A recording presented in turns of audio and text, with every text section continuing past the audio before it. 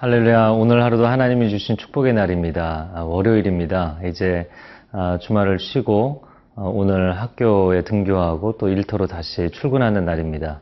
오늘 우리 주변에 있는 사람들과의 관계가 얼마나 하나님이 주신 축복의 관계인지 모르겠습니다. 귀한 사람들과의 관계를 통해서 하나님의 음성을 듣게 되고 또 하나님의 인도하심을 받는 하루가 되기를 바랍니다. 인생을 살아가며 만남의 축복이 매우 중요합니다. 여러분 주변에 있는 믿음의 사람들, 하나님의 사람들과 그 관계를 아름답게 이어가는 축복이 있기를 바라면서 오늘 말씀을 함께 묵상하겠습니다.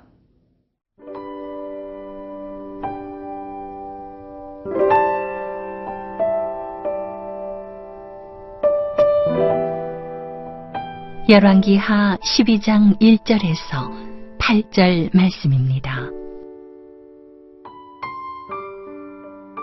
예후의 제7년에 요아스가 왕이 되어 예루살렘에서 40년간 통치하니라. 그의 어머니의 이름은 시비아라. 브엘세바 사람이더라. 요아스는 제사장 여호야다가 그를 교훈하는 모든 날 동안에는 여호와 보시기에 정직히 행하였으되 다만 산당들을 제거하지 아니하였으므로 백성이 여전히 산당에서 제사하며 분향하였더라. 요아스가 제사장들에게 이르되 여호와의 성전에 거룩하게 하여 드리는 모든 은, 곧 사람이 통용하는 은이나 각 사람의 몸값으로 드리는 은이나 자원하여 여호와의 성전에 드리는 모든 은을 제사장들이 각각 아는 자에게서 받아들여 성전의 어느 곳이든지 파손된 것을 보거든 그것으로 수리하라 하였으나 요아스 왕 제23년에 이르도록 제사장들이 성전의 파손한 데를 수리하지 아니하였는지라. 요아스 왕이 대제사장 여호야다와 제사장들을 불러 이르되 너희가 어찌하여 성전의 파손한 데를 수리하지 아니하였느냐. 이제부터는 너희가 아는 사람에게서 은을 받지 말고 그들이 성전의 파손한 데를 위하여 드리게 하라. 제사장들이 다시는 백성에게 은을 받지도 아니하고 성전 파손한 것을 수리하지도 아니하기로 동의하니라. 오늘 본문의 첫 번째 부분입니다. 열왕기하 12장 1절 말씀. 예후의 제7년에 요아스가 왕이 되어 예루살렘에서 40년간 통치하니라. 그의 어머니의 이름은 시비아라. 브엘세바 사람이더라. 북이스라엘의 예후 제위 7년에 요아스가 왕이 되어서 남유다의 왕이 되어서 이제 예루살렘에서 통치를 시작하였다. 그는 7살의 왕위에 오르게 되었고 그리고 이스라엘의 왕으로 40년간을 통치하게 됩니다. 그런데 그의 가정적인 배경을 오늘 본문의 1절 말씀에 설명하고 있습니다. 그의 어머니의 이름은 시비아고 브엘세바 사람이었다라는 것이죠. 이 브엘세바는 이스라엘 역사에서 아주 중요한 의미를 가지고 있습니다.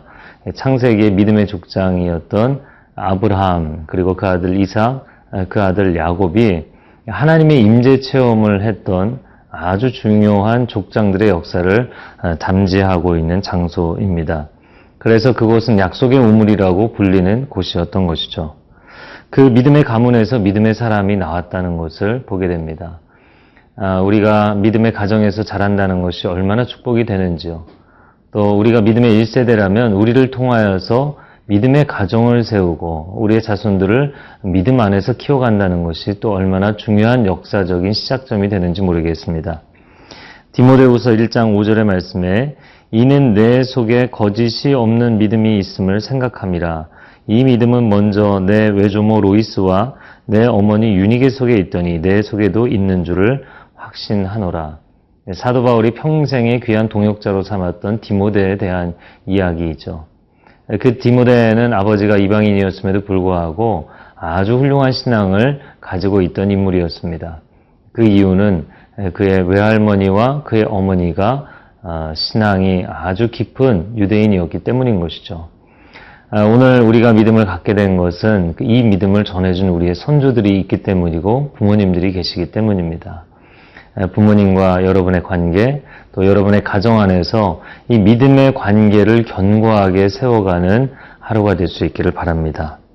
자, 두 번째 부분입니다. 2절 말씀에 보면 요아스는 제사장 여호야다가 그를 교훈하는 모든 날 동안에는 여호와 보시기에 정직히 행하였다 말씀을 합니다.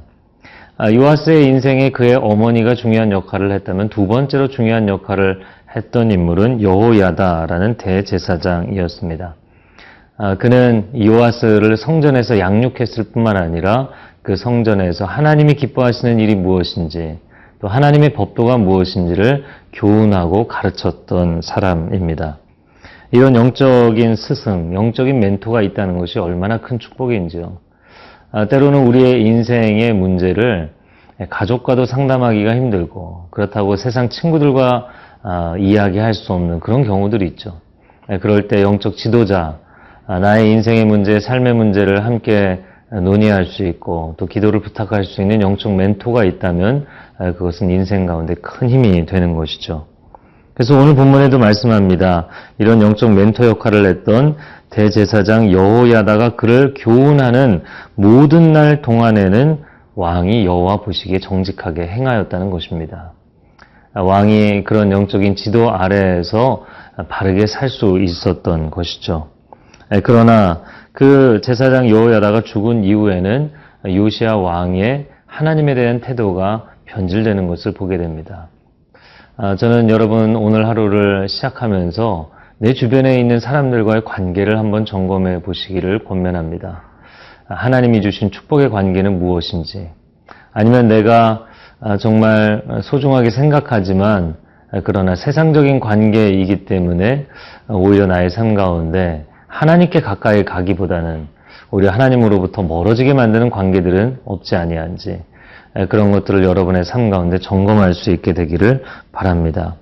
사실 제사장 여호야다는 왕 요시야에게 여러 가지로 요아스에게 쓴소리를 하고 바른 소리를 하는 인물이었을 것입니다. 그러나 여러분의 삶에도 하나님의 마음을 전하기 때문에 때로는 여러분이 듣기에 좀 버겁고 힘든 이야기를 하는 분들도 있을 것입니다. 그러나 그들이 여러분의 삶을 얼마나 소중하게 생각하는 분들인지, 얼마나 여러분에게 축복의 사람인지를 기억할 수 있는 하루가 되기를 바랍니다.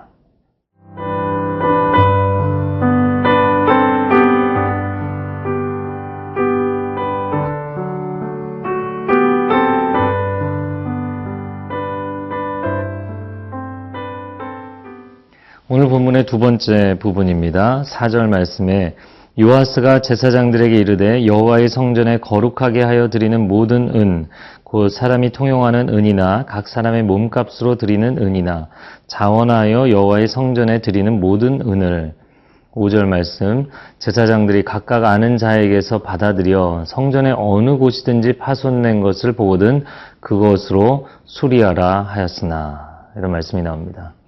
요아스가 성전을 수리하겠다라는 뜻을 세웠다는 것이죠. 얼마나 하나님 보시기에 기뻐하실 만한 일입니까? 자신의 거처를 돌보고 또 여러 도시들을 재건축하는 일에 그의 마음과 시간을 쏟을 수 있음에도 불구하고 이 왕이 하나님의 임재를 모시는 성전을 깨끗하게 수리하기를 원했다라는 것이죠. 그것은 참으로 귀한 마음입니다. 그리고 요아스가 그런 마음을 가지게 되었던 것은 솔로몬 왕이 성전을 세운 지 이미 오랜 세월이 지났기 때문입니다. 연수로 계산을 해볼 때 한 130년에서 140년 어간이 지났기 때문에 성전에 드리는 모든 은, 11조를 비롯해서 모든 종교세들을 잘 모아서 성전을 수리하는 데 사용하고 싶었던 것이죠. 그래서 제사장들에게 이것을 명하는 장면이 나옵니다. 5절 말씀에 보면 제사장들이 각각 아는 자들에게서 받으라 라고 되어 있는데, 이것은 개인적인 관계를 이야기하는 것이 아니라 이 제사장들이 전국적으로 구역별로 지역별로 할당을 해서 책임을 지고 있는 구역들이 있었던 것으로 보입니다. 그래서 제사장들이 자신의 구역에서 헌금을 받아서 모금을 해서 성전의 어느 곳이든 파손된 곳을 수리할 그런 책임을 맡게 되었던 것이죠. 근데 왕이 처음에 제사장들에게 명령할 때는 이 일을 자발적으로 스스로 잘 진행하기를 원했습니다. 그런데 생각보다 그 일이 잘 진행이 되지를 않았죠. 그래서 6절, 7절 말씀입니다. 요아스 왕 제23년에 이르도록 제사장들이 성전의 파손한 데를 수리하지 아니하였는지라. 요아스 왕이 대제사장 여호야다와 제사장들을 불러 이르되 너희가 어찌하여 성전의 파손한 데를 수리하지 아니하였느냐. 이제부터는 너희가 아는 사람에게서 은을 받지 말고 그들이 성전의 파손한 데를 위하여 드리게 하라. 요아스 왕이 즉위한 지 23년이 지났음에도 불구하고 일이 진행되지 않았다라는 것입니다. 아무런 성전 수리에 진전이 없었다라는 것이죠. 왕도 너무나 오랜 시간을 기다렸던 것이고 제사장들도 너무나 오랜 시간 동안 그들의 책임에 대해서 방임하고 있었던 것이죠. 그래서 왕은 결단을 내리고 두 가지 변화를 일으키게 됩니다. 첫 번째는 제사장들이 은을 받지 말라는 것입니다. 결국에는 모금을 한 사람이 그 재정으로 일을 진행해야 되는데 이 모금을 한 사람들이 일의 진행에 대한 열정이 없었기 때문인 것이죠. 그래서 제사장들은 제사 업무에만 집중하고 이 헌금을 모금하는 일에 관해서는 다른 담당자들에게 책임을 맡기게 된 것입니다. 사도행전 6장에 예루살렘 초대교회 내부에서도 비슷한 일들이 있었습니다. 과부를 돌보는 사역을 원래는 12사도가 감당을 했었죠. 그러나 그 일이 잘 진행이 안 된 것에 대해서 사람들이 불평하며 제도를 개선하면서 이렇게 이야기를 하죠. 사도들이 그 일을 더 잘해야 된다가 아니라 새롭게 임무를 맡을 사람 7집사를 세우게 됩니다. 때로는 우리가 일을 진행할 때 어떤 일이 잘 안 되면 그 담당자에게 계속해서 추궁을 하게 되고 더 잘하라고 책임을 다그치게 될 때가 있습니다.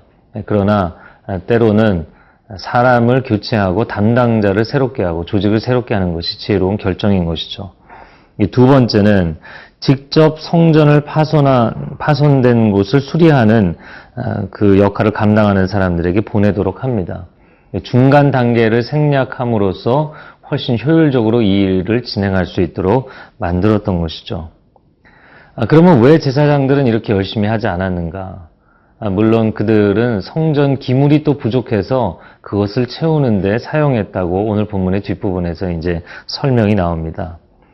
왕명을 어긴 것이지만 그들을 책망하는 쪽으로 가는 것이 아니라 새로운 조직을 세우고 새로운 일의 프로세스를 잡았던 것이죠.